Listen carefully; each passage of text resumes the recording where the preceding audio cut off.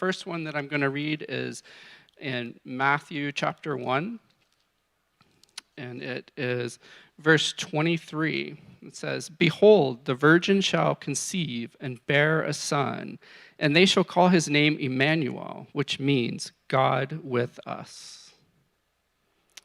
And our next verse for today is in Acts chapter 27, and it is verses 20 through 25. "When neither sun nor stars appeared for many days, and no small tempest lay on us, all hope of our being saved was at last abandoned. Since they had been without food for a long time, Paul stood up among them and said, 'Men, you should have listened to me and not have set sail from Crete and incurred this injury and loss. Yet now I urge you to take heart, for there will be no loss of life among you, but only of the ship. For this very night there stood before me an angel of the God to whom I belong and whom I worship. And he said, "Do not be afraid, Paul. You must stand before Caesar, and behold, God has granted you all those who sail with you. Sorry, I just messed that up. So take heart, men, for I have faith in God that it will be exactly as I have been told." This is the word of the Lord. Praise be to God. Thank you, Daniel.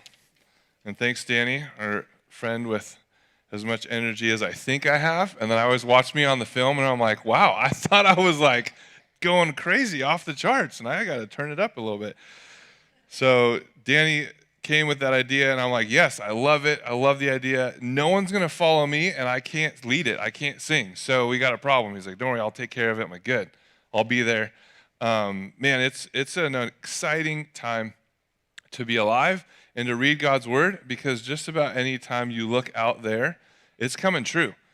Prophecy, and as we look at this reality of our lives, as we look at Jesus' birth, this promise that God made to send a Savior, and we see in Matthew 1:23, we've kind of landed on this verse and sat here for several weeks looking at God's promise that he initially made to Abraham, and Sarai, who's Sarah, and how Jesus was the fulfillment. Jesus was the one they'd been waiting for, this king, this Savior, the Messiah. And it turns out, behold, a virgin's going to conceive, as Isaiah prophesied, and bear a son, and they will call his name Emmanuel, which means God with us. This new beginning, this new work of God is what we've titled our series. As we've sat on this verse, looking at all the way back, the whole scriptures are pointing to Jesus. In Galatians 4:4, we're reminded it's when the timing was right. You guys know, as you're baking, making things right, you can't pull things out of the oven too soon. And if you think the oven's not hot, the buns are going to get burned, right? The bread is, every time, it's like, oh, just a little more, and then boom, they're burnt. It's like, the perfect time, God said it. Everything's ready. Jesus is coming into the world. And we looked at last week, Matt did a great job of looking at the valleys, the seasons of our lives where we're in the valley. And it's so wonderful on the mountaintop where we seek God, but it's in the valleys where God seeks us. Matt mentioned that, and it stuck with me and several others, that it's through the valleys where God is seeking you and empowering you and reminding you of his presence and his promise. It's the wilderness season where our deepest want and need really drives us to depend on him. We looked at that 2 weeks ago, and today we're looking at the storms of our lives, the difficult times that literally blow up out of nowhere. It's been interesting growing up in Atascadero and visiting different parts of the coast. You know, you have San Simeon where there's a chance of gale force winds that kick up, and not necessarily a storm. It's just windy, like randomly. In Templeton, we have this wind tunnel here.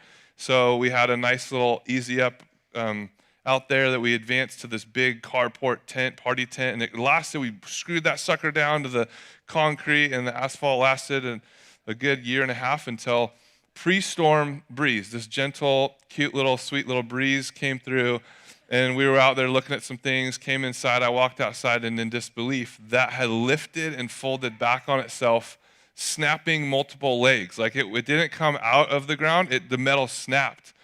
And then that cute little breeze came up again and ripped the tarp. And I'm just in awe, like I barely feel this breeze. And it reminded me every time there's a storm, the wind and the waves and the rain, like surfing, the waves are great. I get to surf them. The rain's cool because there's water.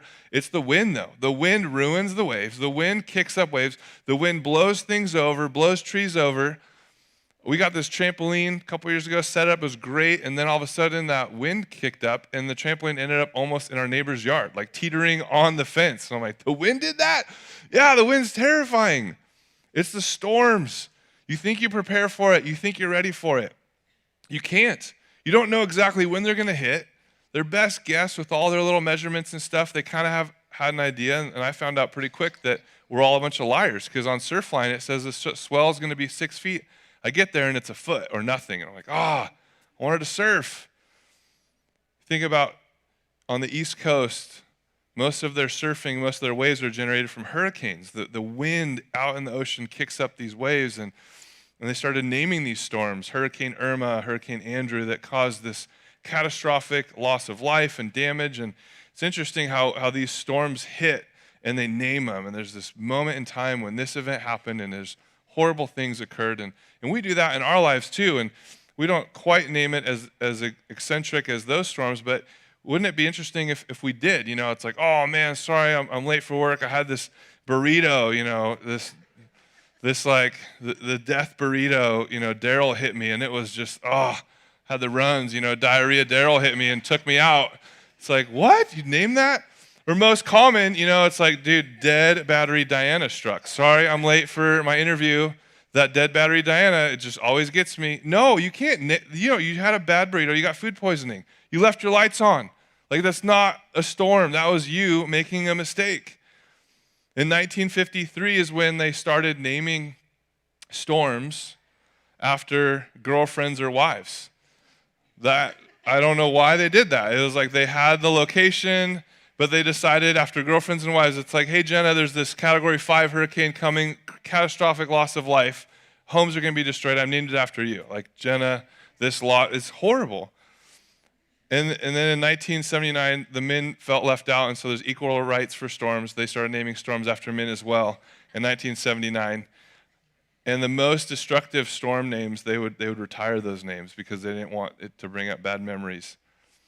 Some of you are in a storm today, a storm of betrayal, a storm of divorce, and maybe the damage from that storm is just left and you don't know where to pick up the pieces. The storm of depression.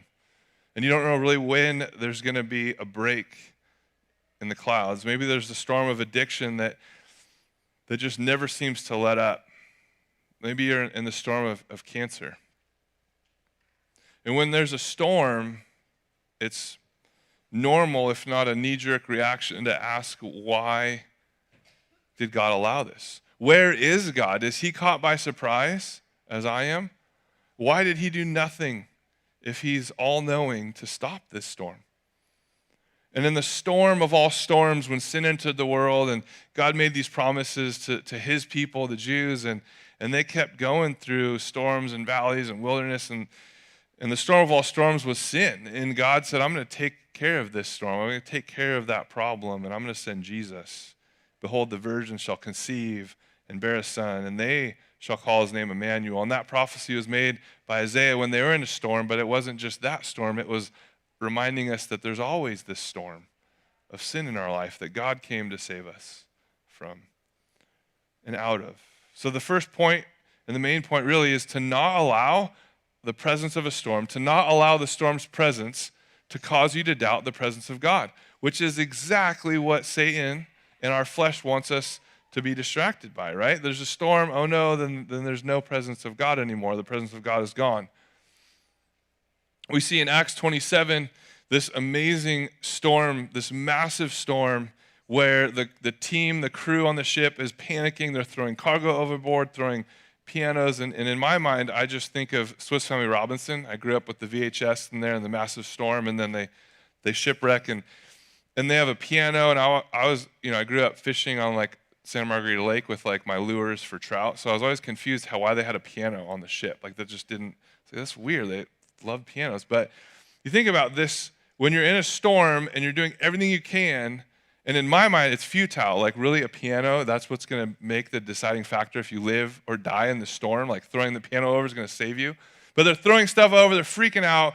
And this was such a devastating storm, and it lasted so long. In verse 20, it says, the sun or stars didn't appear for many days, and no small tempest lay on us, and all hope of our being saved was abandoned. They gave up all hope. Maybe that's where you're at in your storm, or you've been in a storm where this all hope ceases, and all of a sudden you start saying words like never and always. Our marriage is never going to make it. I'm never going to get married. I'm always going to be single. I'm always alone. I'm never going to get out of debt. I'm never going to have a child. I'm never going to graduate. I'm never happy because I'm always depressed. And the never and always creeps in, and you're in a storm, and there's no break in the clouds. There's no star. There's no sun. It's literally, there's really no hope. And the storm continues to rage. In verse 21, says, since they had been without food for a long time, Paul stood up among them and said, men, you should have listened to me and not have set sail from Crete and incurred this injury and loss. And as spiritual as Paul was, he wasn't above pointing out the fact that he was right. I mean, we all do, right? When we're right, it's like, hey guys, I just want to take this time. I know we're hungry, we haven't eaten for days.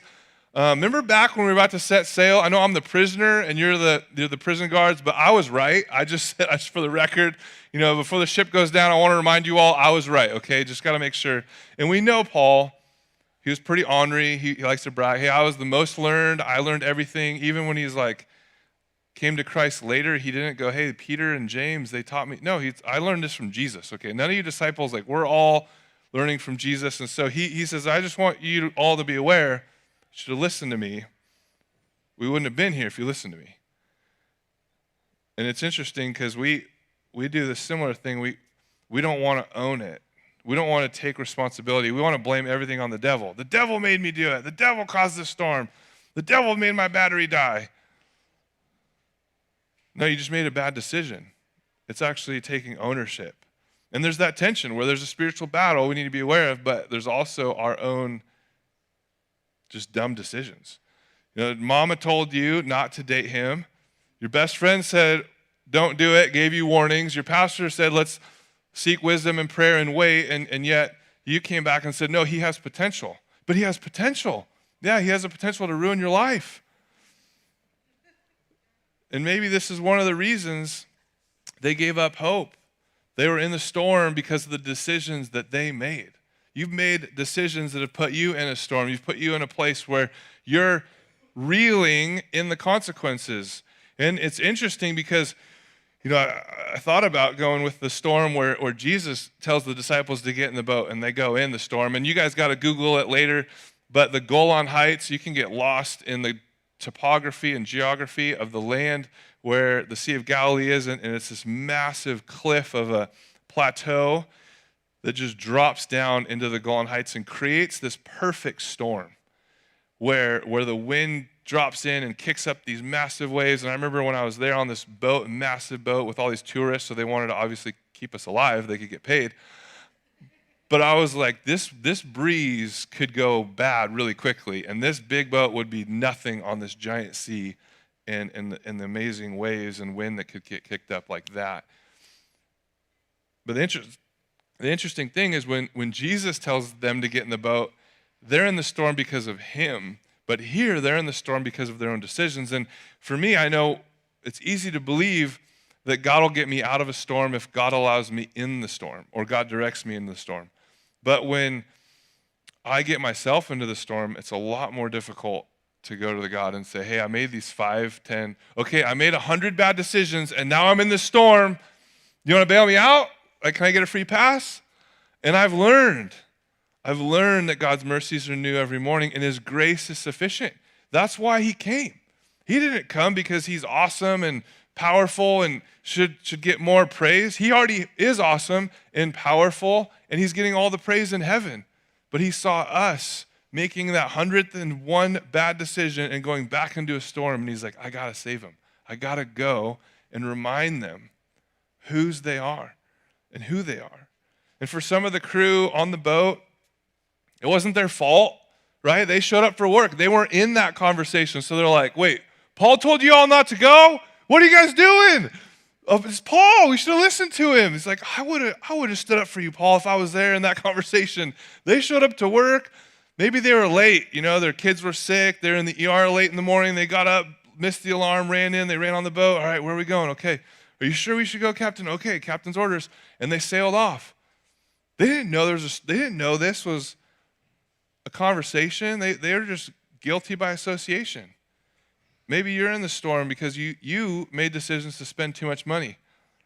Maybe you're in the storm because you mouthed off at work and now your boss doesn't look like it's going to be good for you. Maybe you weren't considerate. Maybe that project or that job, it was procrastinated. You didn't call that client back, or you didn't follow up on a lead, and now that's a big sale I needed to make, or a big thing I needed to have wrap up this year. Maybe you didn't listen and you dated someone, and now there's hurt and there's pain and you're wishing you could go back. But the interesting thing is some of the crew might not have wanted to go, and now they're in the middle of the storm because of someone else's decisions. How many of you have been in that storm or a storm because of someone else? And this is kind of awkward maybe for you, so be careful here, but maybe you're sitting next to that person that made those bad decisions and got you into the storm. You know, bad company makes bad decisions and the company goes under. Now you're out of a job. You trusted somebody and they betrayed your trust. And now there's hurt and there's pain, not because of what you did, but because of somebody else. And here, Paul stands up and in verse 22 and 23, he says, "Yet now I urge you to take heart, for there will be no loss of life among you, but only the ship." Verse 23, "For this very night there stood before me an angel of the God to whom I belong and whom I worship." This isn't some super spiritual fancy. This is anyone who believes belongs to God, and his angels are sent concerning you. An angel stands up beside me. It's interesting as God is in the storm with you, and in more ways than you can imagine, he's there protecting, guiding, comforting. And Paul says, look, there's an angel that appeared. His Spirit of God, the Spirit of God is in us. And it's interesting, God shows up and says, look, you're going to survive. And everyone with you is going to survive. God heard the prayers, he heard the crying, and he came and comforted. So we need to never let the presence of the storm cause us to doubt the presence of God. God's always with us. He's always there to comfort and guide us. And another area where Paul was defeated and really discouraged, 2 Timothy 4, 16 through 17, verse 17, after verse 16, he says, look, at my defense, no one came to stand by me. I was all alone, all deserted. May it not be charged against them that deserted me. In verse 17, he says, but the Lord stood by me and strengthened me, so that through me the message might be fully proclaimed and all the Gentiles might hear it. So I was rescued from the lion's mouth. And again in Psalm 16, verse 8, David writes, I have set the Lord always before me, because he is at my right hand, I shall not be shaken. As I was thinking about Paul and David, they were trying to do what God told them to do, and it was hard. And sometimes, in David's case, he created his own storm. And Paul, he's just trying to go preach the gospel, and there's enough storms out there, he doesn't need to add to it. And as interestingly as it is, Jesus, when he left, he said, go and preach the gospel. Go make disciples of all nations, teaching them to obey everything I've commanded you. And he said at the beginning of that, I have all the authority, now go do it. And at the end of it, he says, I'm always with you, even to the end of the age. And we take that and we go, God has all authority, he's with me, but are we doing the discipleship? Are we doing the evangelism in the middle, where that's what he told us to do? The church is known when we go and we're known by our love. The church isn't known by our Bible studies and our church attendance. But so much focus is on the latter, and we don't realize, oh, Jesus said go. And then it's in the going there's a storm for Paul. It's in the going the storm hits the disciples. But we forget it's in the storm, the presence of God is most near. And the presence of God is most dear and important. But if we're not going and sharing the gospel, then the presence of God is not necessary. It's disregarded. And so every time we come to Christmas and it's like, oh, I got to undo a lot of this other stuff because it's all about me and what I want. Talking to my kids, it's like, yeah, Christmas was kind of cool, but I didn't get everything on my list. It's like, that was the first gift exchange. Like, what do you think you're just going to get all your presents like the first time we do gift? We have a bunch of family, friends, but we do that. We're like, well, I mean, today was okay, Lord, but I mean, I'm still kind of in debt. Like, yeah, no, for sure. Like, that paycheck was cool. I got to pay off but I'm still halfway in debt though, Lord. Come on. It's like, what? No, I know. I mean, I talked to someone about Jesus, but they didn't accept Christ right away. It's like, yeah, I didn't say they would. I said to go make disciples of the whole nation, like the whole world, all the nations. When we share stories about missionaries, they're struggling or martyred, sometimes we put it off. And I remember this story years ago. I heard this couple was surrounded by this tribe they were trying to reach. And then they got on their knees and prayed for God's protection. And early into the morning, late into the evening, about 2 or 3, they left. And years later, which for many of us, that next morning, we're on the next boat or plane home. We're like, hey, God didn't want me there. It didn't work out. But they stayed year after year and preached the gospel and lived among them and served them. And finally, the chief comes to know Jesus as a Savior. And the first conversation they have after that is, hey, Chief, remember those years ago we were in the house and you circled us, you're trying to kill, arrows were coming in the windows, spears were hitting the door, you tried to kill us. Like, you stopped though. Why did you stop? And he said, well, late into the evening, all these soldiers came and surrounded your house, and they had shields, and they're big, and they had their sword drawn, so we were no match for them, so we left, like, obviously. And the missionary said, we don't have reinforcements, like, we don't have soldiers. We were just, me and my wife. And the chief's like, no, there were soldiers there, and there were shields, there were swords. We weren't going to attack them. And the missionary they went back and forth for a while because he's like us. He's like, that didn't happen. The chief's like, it happened. He's like, no, it didn't. Chief's like, yes, it did. So finally the missionary was like, oh, okay, Lord, you did that. Like, that was the angels of the Lord. And the chief was like, yeah, that makes sense. But why do we think that's crazy? Why? Why don't we like, yes, Paul's like in a boat. Hey, this angel showed up to me and reminded me whose I am. I forgot whose I am. I was more concerned about what I said being true rather than, hey, I'm of the Lord. I'm the Lord's possession. Whose am I? And I want us to think here as we pivot a little bit. Those missionaries were like, hey, Lord, we're yours, and we're here trying to tell them about you, which Jesus told us to do. So we're doing what you told us to do. You said you have the authority, and you promised you're always with us, never going to leave us or forsake us. And the angel showed up. It makes sense. So we should don't allow the presence of a storm to cause you to doubt God's plan, but trust his powerful word. Just because it's hard doesn't mean it's not God's will. So much of what I grew up hearing was, okay, this college or this job or that job. Well, what's easier and what makes the most sense? We'll do that. And if it's hard and difficult, it's probably not God's will. He knew it was hard. He gave us the job of telling the entire world about him, and then not just disciple, but then teaching them to obey. That's a hard, I'm not really doing 100% on obedience myself, so how am I going to teach someone else to more is caught than taught. So that means I need to be living that way first before I can really teach it. And so if I'm loving like Christ, that's going to be really hard because I don't want to love like Christ. So I need God to change me first, and then I need to love like him in a way that I could serve others and teach them to. And he knew it'd be hard to fulfill his purpose. That's why he promised he'd never leave us or forsake us. That's why he sent his Spirit in us to empower us. And it's all about who is with you. It's all about who's with you on the boat. Matthew and Mark, Jesus was asleep on the boat, and they were afraid because they forgot who was with them on the boat.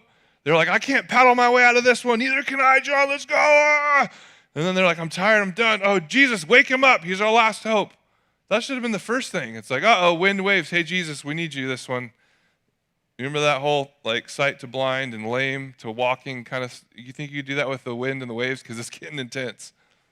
Why did it take him so long? Because when we're in storms, we think we can muscle our way through it. We can batten down the hatches. We can hold the reins. We can steady the rudder. Oh, I'm going to make our way. We'll throw the piano overboard. That'll save us. It's like, oh, man, I'm going to not sin this time. Really?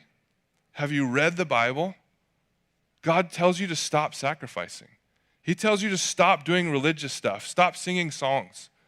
He never told us to gather and wear these clothes or sing these songs or preach this way. He said, go and make disciples, which means go and love and sacrifice and serve for them, not to him. God doesn't need your sacrifice. He's like, guys, no, stop.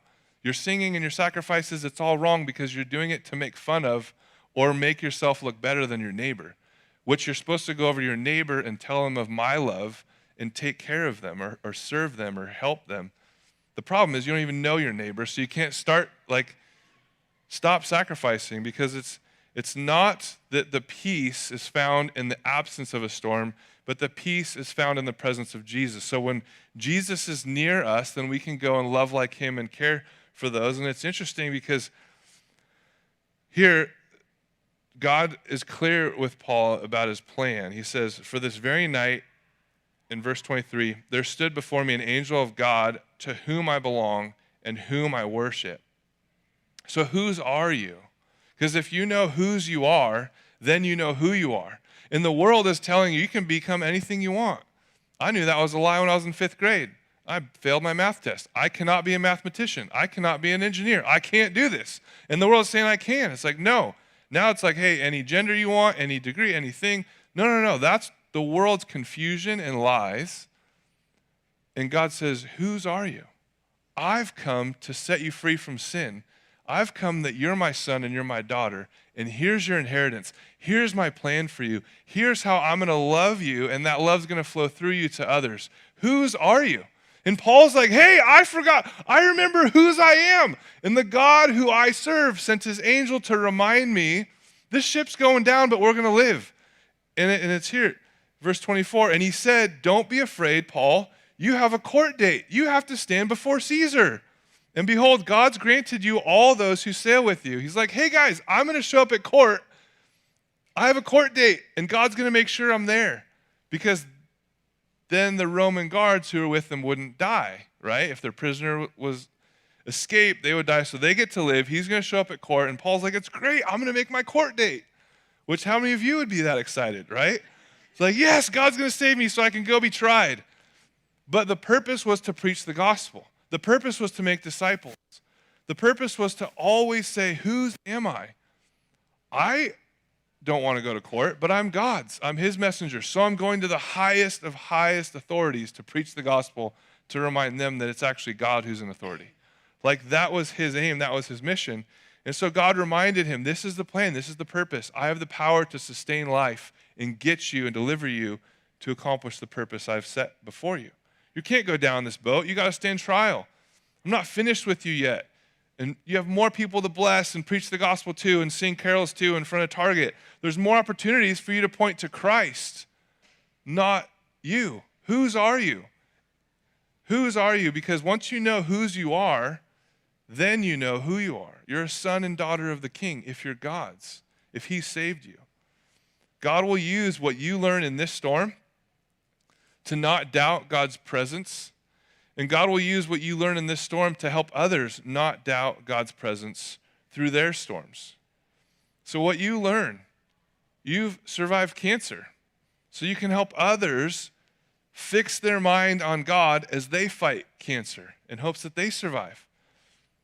You've overcome unfaithfulness in your marriage, and you can walk another couple through forgiveness and focusing on God and loving each other as Christ loved us and God and Christ loved us. You climbed out of debt and you paid off a crazy amount, and you can tell others, hey, it's possible. Just stop spending all your money. Start saving. Start being disciplined, and you can do it. It's possible. You're 227 days sober, and you can come alongside someone and say, look, Jesus will set you free. It's not your own power. You're right. You can't do it. But God will do it through you. And I'm here to encourage you and walk alongside you. I've been in that storm. Acts 27:25. So take heart, men, for I have faith in God that it will be exactly as I've been told. It's trusting in God's word. Every year we look at this and culture says this about trees or dates, and it's like, look, Jesus was promised back in Isaiah to come and be born of a virgin. And here, this prophecy is fulfilled in Jesus. And so this year, are we focused on what they say is the reason for the season? Jesus didn't come for Jesus. He came for the world that was in sin. So the reason that Jesus came was actually for you and me. And as we know the reason, as the Jews had the calling to go to the world and be the world to be blessed through them, I get excited, but also my heart breaks because I'm like, hey, I'm adopted into that family. I have the same calling. I've been blessed to be a blessing. It breaks my heart because so much I look at the blessing and I go, wow, thanks God, this is awesome. And I know exactly on a small scale what the Jews felt. They're like, wait, I'm going to walk into a farm I didn't plow and all the fruit is mine now? Why would I go tell the heathens about God? This is my God and this is my harvest he gave me. We feel the same and we have the same temptation because we put our faith in what we see instead of putting faith in what we don't see and putting faith in what God says. It's hard. Faith is not to be put in the boat, but it's to be put in the one who commands the wind and the waves. Our faith has to be in the one who has our days planned because we can't control our situation. We can't control when the storm starts or when the storm ends. We can't control what people say or what people think, but we can control who we listen to. And are they saying who we are? Because no doubt Paul was discouraged. He was confused. What's going on? Why are we here? Why is a storm? Oh, whose am I? I'm the Lord's. And I'm accomplishing his mission for his purpose and his glory.